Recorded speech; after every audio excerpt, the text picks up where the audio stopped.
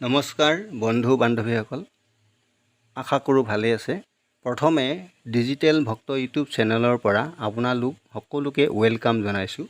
বন্ধু বান্ধৱীসকল, মুখ্যমন্ত্ৰীয়ে শুভাৰম্ভণি অনুষ্ঠানত অৰুণোদয় 3.0ৰ হিতাধিকাৰীৰ বাছনি প্ৰক্ৰিয়াৰ আৰু আবেদনৰ ফৰ্মৰ দায়িত্ব কাক কাক দিলে, আহক তেখেতৰ মুখেৰে শুনো। অৰুণোদয় 3টো পাবৰ কাৰণে আমি কি কৰিব লাগিব? মই প্ৰথমতে কৈছিলোঁ যে 10,000 কৰি আমি এটা সমষ্টিত অৰুণোদয় নতুন হিতাধিকাৰী দিম আৰু পুৰণা হিতাধিকাৰীখিনিও সংখ্যাটো থাকি যাব।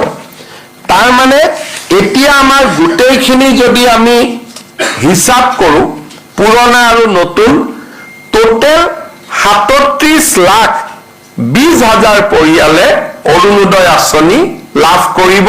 অৰুণোদয় 3.0 নতুন আৰু পুৰণা মিলি। আৰু ইয়াক যদি আমি 126 দি হৰণ কৰোঁ, কম বেছি পৰিমাণে 30,000 পৰিয়ালে প্ৰতি সমষ্টিতে অৰুণোদয় লাভ কৰিব।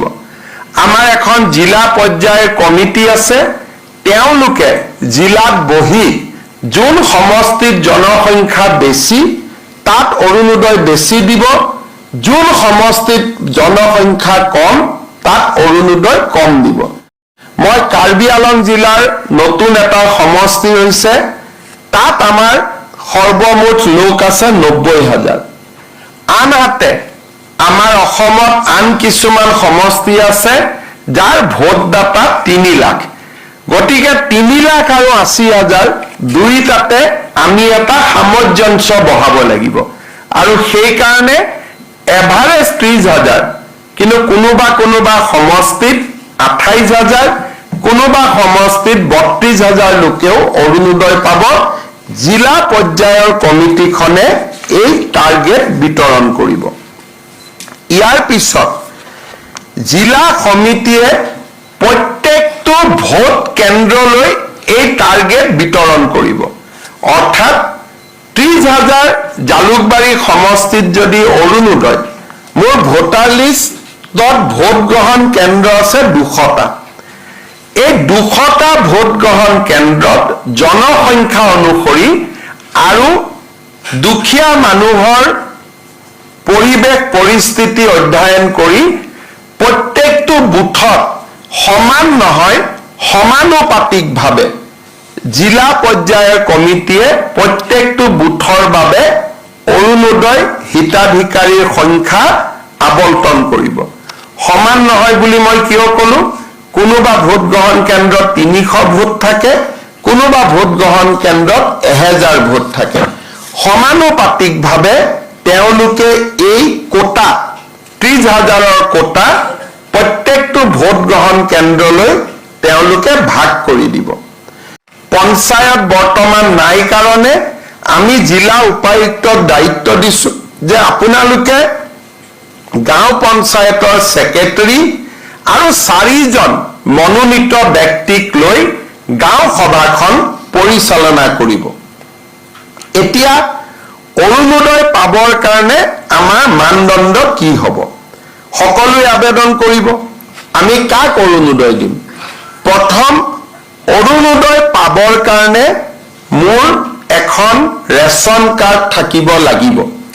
যাৰ ৰেচন কাৰ্ড নাই সি ৰেচন কাৰ্ড বনাই ল'ব, কিন্তু ৰেচন কাৰ্ড থাকিবই লাগিব, যাতে লাহে লাহে আমি ৰেচন কাৰ্ডৰ লগত অৰুণোদয় আমি সামঞ্জস্য ৰাখিব পাৰোঁ।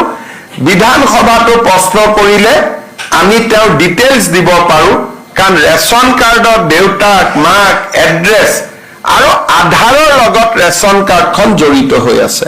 তাৰমানে অসমত অৰুণোদয় 3.0 ৰেচন কাৰ্ড, আধাৰ, অৰুণোদয় এটাই ডাটাবেছ হ'ব। আমি লগে লগে যোনে যি প্ৰশ্ন কৰে আমি লগে লগে উত্তৰ আমি দিব পাৰিম। অৰুণোদয় পাবৰ কাৰণে আমি কি কৰোঁ? প্ৰথম অৰুণোদয় আমি কাক দিওঁ? যে গাঁওখনত গোটেই মানুহ বহিলে, মিটিং হ'ল যে আমাৰ গাঁৱত 100 অৰুণোদয় আহিছে, আমি কেনেকৈ বিতৰণ কৰিম? বহুত সময়ত বহুত মহিলাই মোক কয় বাবা মই অৰুণোদয় পোৱা নাই, কোনোবাই কয় মই অৰুণোদয় পাইছো, কোনোবাই কৈছে মই ধনী মানুহে অৰুণোদয় পালে দুখীয়াই পোৱা নাই। মই ইলেকশ্যন মিটিঙত গ'লে মানুহে এনেকুৱা বহুত অভিযোগ কৰে। আজি অসমৰ সকলো জাগাতে 2000, 3000, 5000 মানুহ বহি আছে, বিশেষকৈ আই মাতৃসকল বহি আছে অৰুণোদয়ৰ বিষয়ে শুনিবৰ কাৰণে। মই বুজাই দিব খুজিছো যে অৰুণোদয় কোনে কোনে পাব লাগে। প্ৰথম অৰুণোদয় পাব কোনে লাগে? বিধৱা মহিলাগৰাকী, অৰ্থাৎ যি পৰিয়ালত বিধৱা মহিলা আছে সেই পৰিয়ালে অৰুণোদয় আঁচনি পাব লাগে। যদি কোনোবা পৰিয়ালত 45 বছৰৰ ওপৰৰ অবিবাহিতা ছোৱালী আছে সেই পৰিয়ালটোৱেও অৰুণোদয় পাব লাগে। কোনোবা পৰিয়ালত যদি বিবাহ বিচ্ছেদ হোৱা মহিলা আছে সেই পৰিয়ালটোৱেও অৰুণোদয় পাব লাগে। কোনোবা পৰিয়ালত যদি স্বামীয়ে বিবাহ বিচ্ছেদ আইনমতে দিয়া নাই কিন্তু এৰি থৈ গুচি গ'ল, তেনেকুৱা মহিলা থকা পৰিয়ালত অৰুণোদয় পাব লাগে। এইটো হ'ল অৰুণোদয়ৰ প্ৰথম নিয়ম। দ্বিতীয় অৰুণোদয় কোনে পাব লাগে?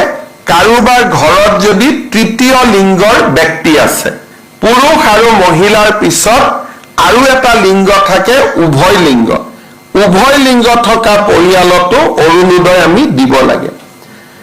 তৃতীয়তে যাৰ ঘৰত দিব্যাংগ ব্যক্তি আছে, কাৰণ পৰিয়ালটোৱে দিব্যাংগ ল'ৰা ছোৱালী এটাক চাবৰ কাৰণে খৰচ কৰিব লাগে, দিব্যাংগ ব্যক্তি থকা পৰিয়ালক আমি অৰুণোদয় দিব লাগে।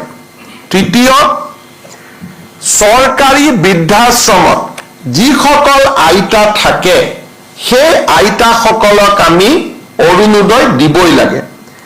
তৃতীয়তে যাৰ ঘৰত এইডছৰ বেমাৰী আছে, থেলাছেমিয়া আছে, হিম'ফেলিয়া আছে, চেৰিবেল পালচি আছে, কুষ্ঠ ৰোগ আছে, অটিজিম আছে, এওঁলোকৰ পৰিয়ালতো আমি অৰুণোদয় দিব লাগে। কোনোবা মহিলা যদি ভিক্ষা কৰি জীৱন নিৰ্বাহ কৰে তেওঁলোককো ডিচি সকলে বিচাৰি উলিয়াই অৰুণোদয় দিব লাগে। আৰু এইখিনি মহিলাক অৰুণোদয় দিয়াৰ পিছত যিখিনি বাকী থাকে সেইখিনি যাৰ বাৰ্ষিক উপাৰ্জন 2 লাখ টকাতকৈ কম তেওঁলোকে অৰুণোদয় আঁচনি পাব পাৰিব। অৰ্থাৎ প্ৰথমতে বিধৱা, ডাইভোৰ্চ মহিলা, দিব্যাংগ ব্যক্তি থকা পৰিয়াল আৰু বেমাৰী ব্যক্তি থকা পৰিয়াল, HIV, থেলাছেমিয়া, হিম'ফেলিয়া আৰু ভিক্ষা কৰি খোৱা আই মাতৃসকলক আগত অৰুণোদয় দি যিখিনি বাছি ৰব সেইখিনি আমি দুখীয়া পৰিয়ালক অৰুণোদয় দিম 2 লাখ টকাতকৈ যাৰ আৰ্থিক উপাৰ্জন কম। ৰেচন কাৰ্ডৰ ক্ষেত্ৰত আমি 4 লাখ টকাৰ মৰ্যাদা ৰাখিছো যে 4 লাখ টকা বাৰ্ষিক উপাৰ্জন হলেও ৰেচন কাৰ্ড পাব, কিন্তু অৰুণোদয় 2 লাখ টকা বাৰ্ষিক উপাৰ্জন হলে অৰুণোদয় পাব, তাতকৈ বেছি টকা উপাৰ্জন কৰা পৰিয়ালে অৰুণোদয় নাপায়। ৰেচন কাৰ্ডৰ ক্ষেত্ৰতো আমি এটা নিয়ম কৰিছো যে 2 লাখৰ তলৰ পৰিয়ালক প্ৰথমতে ৰেচন কাৰ্ড দিহে বাকী থকা ৰৈ যায়, তেতিয়াহে আমি 4 লাখলৈকে যাম, নহলে আমাৰ মানদণ্ড 2 লাখ টকাতে সীমাবদ্ধ হ'ব। এতিয়া অৰুণোদয় কোনে কোনে নাপাব এই বিষয়েও আমি জনাটো উচিত। আমাৰ মন্ত্ৰী, বিধায়ক, প্ৰাক্তন মন্ত্ৰী, প্ৰাক্তন বিধায়ক এওঁলোকৰ পৰিয়ালে অৰুণোদয় নাপায়। পঞ্চায়তী ৰাজৰ বৰ্তমানৰ সদস্য বা কোনোবাই যদি মেম্বাৰ অহা ইলেকশ্যনত জিকে বা প্ৰেচিডেণ্ট ছেক্ৰেটাৰী জিকে তেওঁলোকে নিজৰ নাম অৰুণোদয়ৰ পৰা বাদ দিব লাগিব। আজিৰ দিনত পঞ্চায়ত নাই, সকলোৱে ল'ব পাৰিব, কিন্তু যদি তেওঁলোকে ভৱিষ্যতে পঞ্চায়তত মেম্বাৰ, সদস্য, প্ৰেচিডেণ্ট হয় অৰুণোদয় আজি ল'লেও তেতিয়া তেওঁলোকে অৰুণোদয়টোৰ পৰা নিজৰ নাম গুচাব লাগিব। যিসকলে মেম্বাৰ, প্ৰেচিডেণ্ট হ'ম বুলি ভাবি থৈছে তেওঁলোকে এই পইণ্টটো মনত ৰাখিব। চৰকাৰী চাকৰিয়াল, পেছাদাৰী ব্যক্তি, শিক্ষক, পেঞ্চনাৰ, আন কোনেও অৰুণোদয় নাপাব। আনকি অংগনবাদী কৰ্মী, আশা ৱৰ্কাৰেও অংগনবাদী আমাৰ অৰুণোদয় নাপাব। তেওঁলোকৰ কাৰণে আমি বেলেগকৈ চিন্তা চৰ্চা কৰি আছো। কিন্তু অৰুণোদয় আঁচনি চৰকাৰৰ পৰা উপাৰ্জন কৰা ব্যক্তিয়ে লাগিলে এটকা উপাৰ্জন কৰক, লাগিলে 1 লাখ টকা উপাৰ্জন কৰক, তেওঁলোকে অৰুণোদয় নাপাব। এইটো হ'ল অৰুণোদয় নিয়ম। ঠিকাদাৰে অৰুণোদয় নাপাব। আৰু অৰুণোদয় আমাৰ যাৰ ঘৰত 4 চকীয়া বাহন আছে, 15 বিঘাতকৈ বেছি মাটি আছে, এই ধৰণৰ কেইবাটাও নিয়ম কৰা আছে, যোনে অৰুণোদয় আঁচনি নাপাব। অৰ্থাৎ আমাৰ লক্ষ্য হ'ল যাতে গাঁৱৰ আৰু চহৰৰ আটাইতকৈ দুখীয়া দৰিদ্ৰ মানুহখিনিহে, পৰিয়ালখিনিহে অৰুণোদয় আঁচনি পাব পাৰে। শ্ৰদ্ধাৰ উপস্থিত ভদ্ৰমণ্ডলী, এই অৰুণোদয় আঁচনিখন ৰূপায়ণৰ বাবে আমি নিৰ্দিষ্ট দিনো আমি ঠিক কৰি দিছো। আমি ভাবো যে অৰুণোদয় পুৰণা বেনিফিচিয়াৰী আৰু নতুন বেনিফিচিয়াৰী এই গোটেইখিনিক অৰুণোদয় 3ত সমাহিত কৰি ল'বলৈ আমি আজিৰ পৰা ব্যৱস্থা আৰম্ভ কৰিম 19 ছেপ্টেম্বৰ 2024 পৰা।